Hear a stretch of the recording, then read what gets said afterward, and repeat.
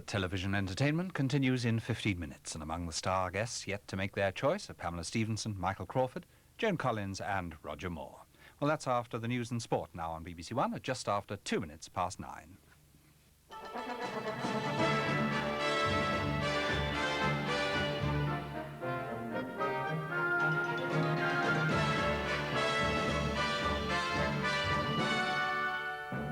Terry Waite cautiously optimistic tonight about a deal to free the Beirut hostages. And President Reagan campaigning for his senators, he's keeping his fingers crossed. Ian Paisley tells Loyalists in Glasgow we'll smash the Anglo-Irish agreement. The fox hunters and the hunt saboteurs do battle again. And Ireland's rugby players notch up a record score. Hopes are rising that some of the foreigners held hostage in Beirut may soon be released. The Archbishop of Canterbury's envoy, Terry Waite, hasn't been seen since he arrived in Cyprus last night after a surprise visit to Beirut. It's thought he may be involved in negotiations to free the hostages. Mr. Waite said earlier that he was cautiously optimistic. This report from our Middle East correspondent, Keith Graves. Since he flew into Larnaca 24 hours ago, Mr. Waite has effectively vanished, but his mission continues.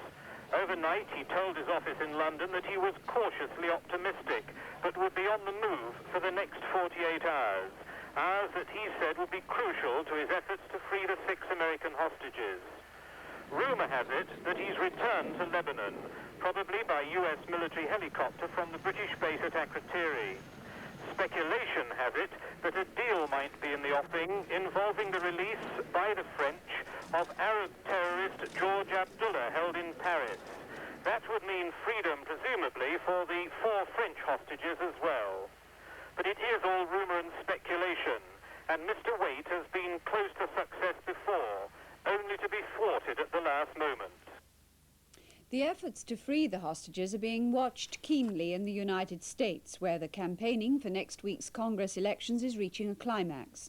Our Washington correspondent Martin Bell has been following President Reagan along the election trail. He reports on the effects of the hostage crisis on the campaign. Out in farm country, Twin Falls, Idaho, Mr. Reagan's faithful supporters were waiting for him, half a world away from the manoeuvring over the hostages, and by the look of it, not even in the same century.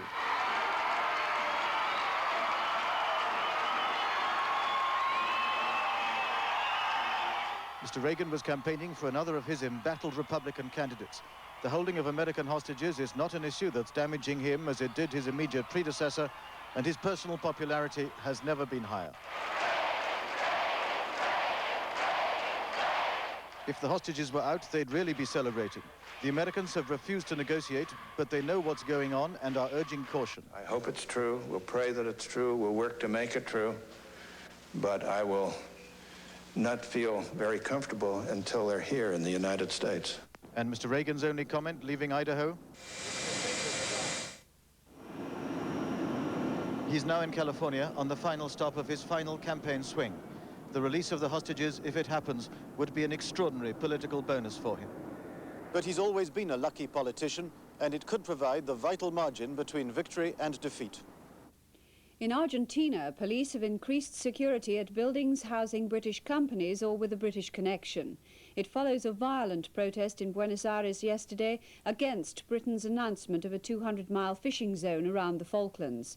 The Argentine government has sent Britain a formal protest note about the new fisheries limit, claiming it could increase tension in the area. The Foreign Secretary, Sir Geoffrey Howe, who announced the new zone earlier this week, said it was needed to counter overfishing around the islands. The Reverend Ian Paisley has told a Loyalists rally in Glasgow that the Anglo-Irish agreement would be smashed. More than 14,000 Loyalists had earlier marched through the city in a demonstration organised by the Orange Order in Scotland. It coincided with a football match involving Rangers and Celtic, but there were no reports of serious trouble. There had been attempts to have today's rally banned. Many in Glasgow feared that it could inflame sectarian feelings in a city where religious differences have often resulted in violence. Tension was heightened by the fact that the rally was taking place just a few hours before a Rangers and Celtic football match, a traditional focus for sectarianism. 14,000 Orangemen, mostly from the west of Scotland, converged on Glasgow Green, where the Reverend Ian Paisley emphasised the historic links between Ulster and Scotland and asked their support to defeat the Anglo-Irish agreement. Our ties go back to the dim and distant past. We are one people, not two people. We will smash this Anglo-Irish agreement and bury it without resurrection. The police maintained a big presence in Glasgow, but a spokesman said later that the day had passed off without any major incident.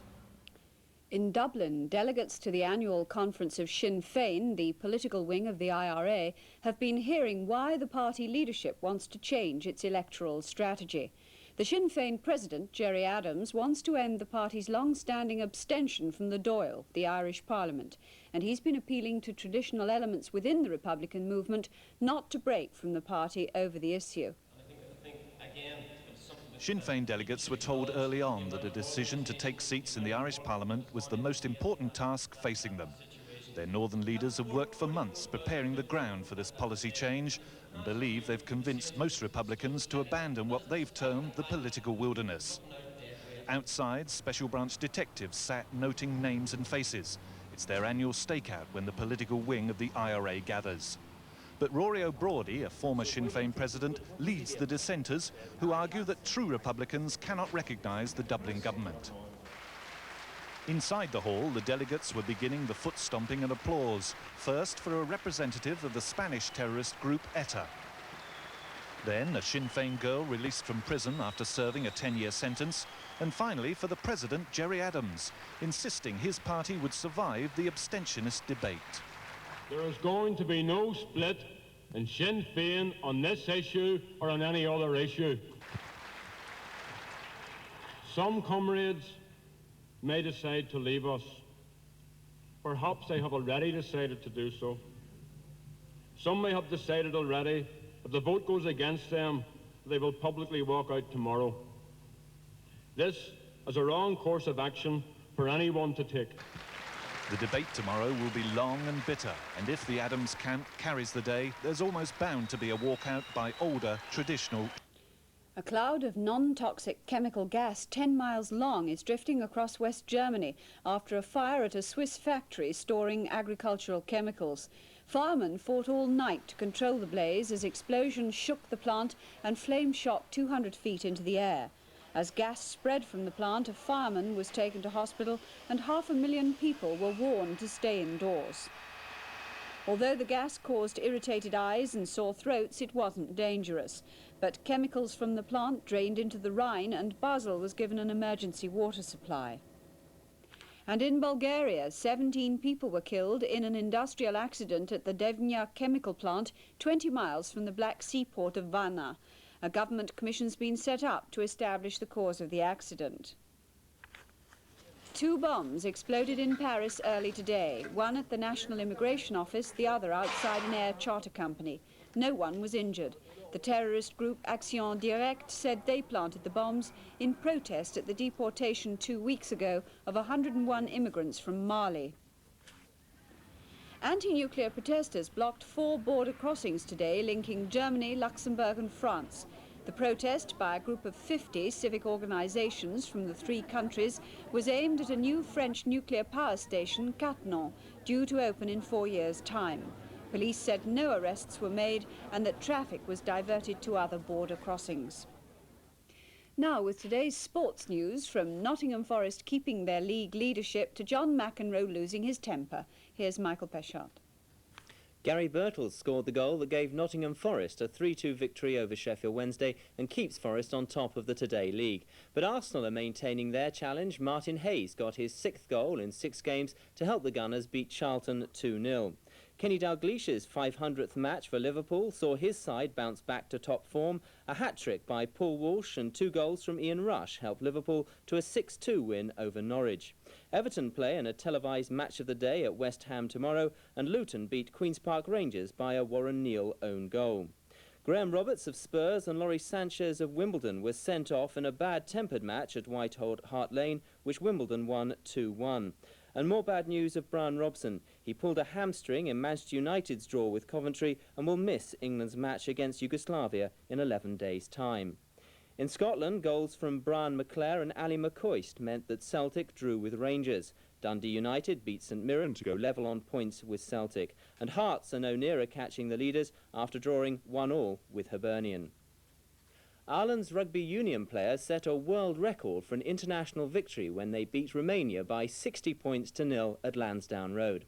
The Romanians have beaten France, Scotland and Wales in recent years, but they had no answer today as the Irish ran in 10 tries.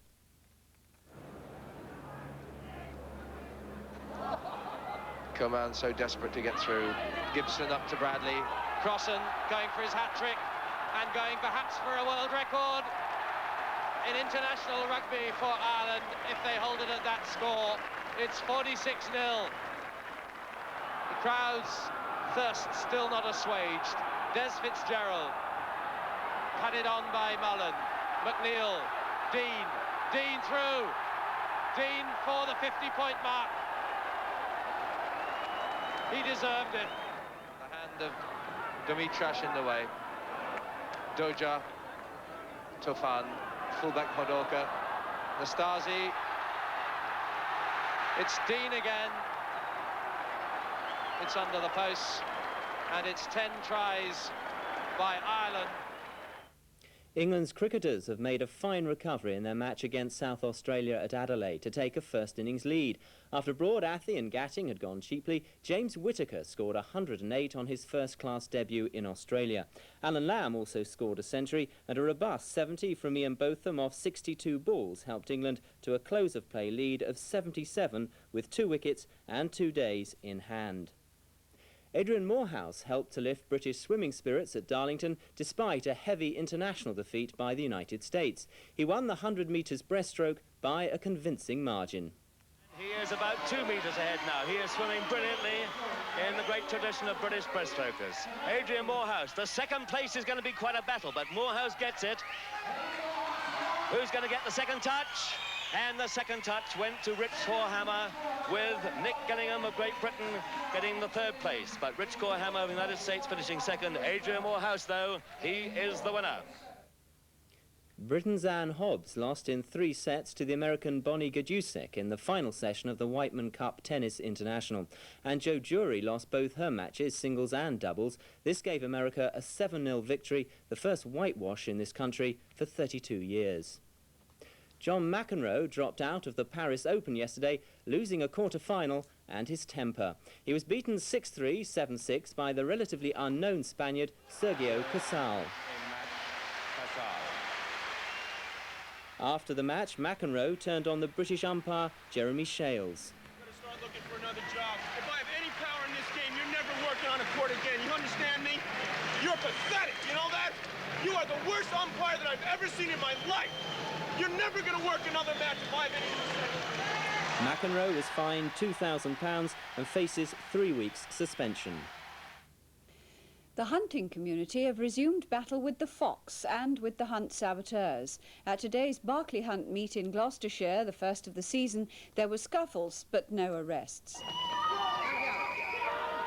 Shouting comments like murderers and scum, about 100 members of the Hunt Saboteurs Association turned up at the Barclay Kennels to cause as much disruption as they could on the opening day of the fox hunting season.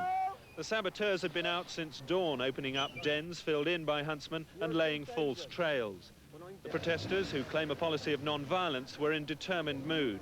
What we do is to take direct action. We don't like to sit around and wait for the day when hunting is banned, although we do campaign for that.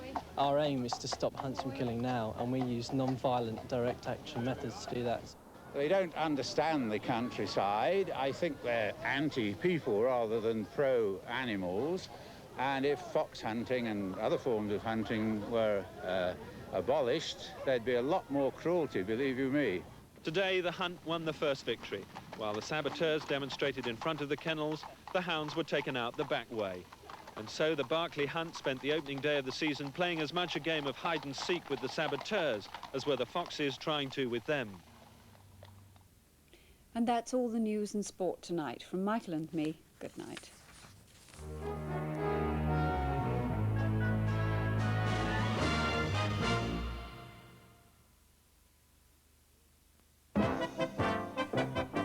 This week, the Prince of Wales urged bold steps, even a leap in the dark, to tackle Britain's housing problems, not least the growing numbers of the homeless.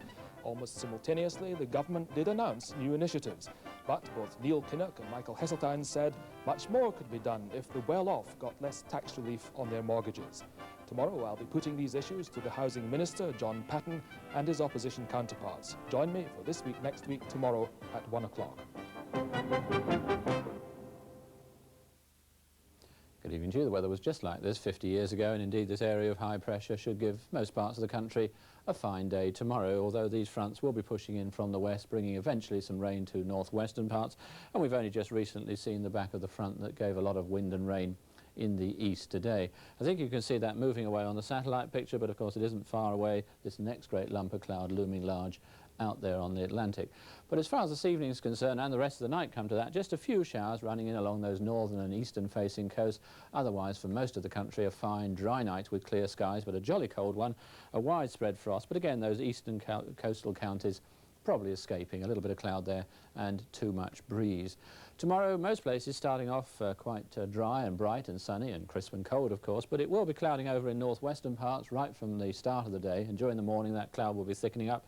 And I think by the afternoon there'll be some outbreaks of rain getting into Northern Ireland and the north and west of Scotland, and indeed many other northern and western areas. You'll lose your sunshine, but it'll stay quite bright and sunny until the end of the day in the southeastern part of England.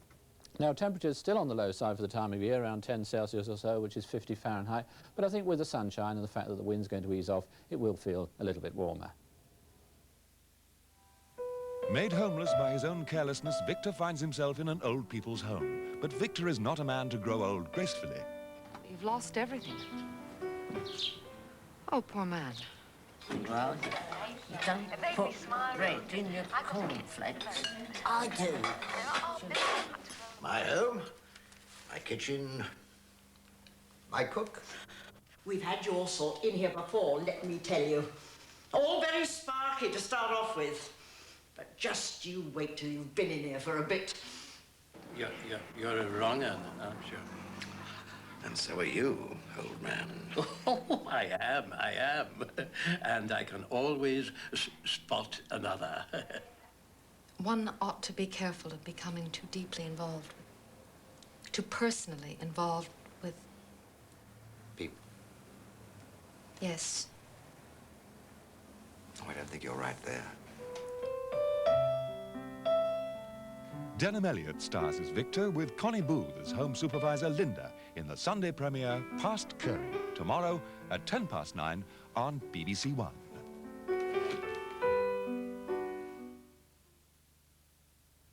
At 10:45 tonight, we are beginning a replay of the Australian drama series which tells the story of the background to the controversy that raged during the England Test tour of Australia in the early 30s, when the England fast bowler Harold Larwood bowled bodyline. Now on BBC1, we continue our anniversary of the past 50 years. That's television entertainment.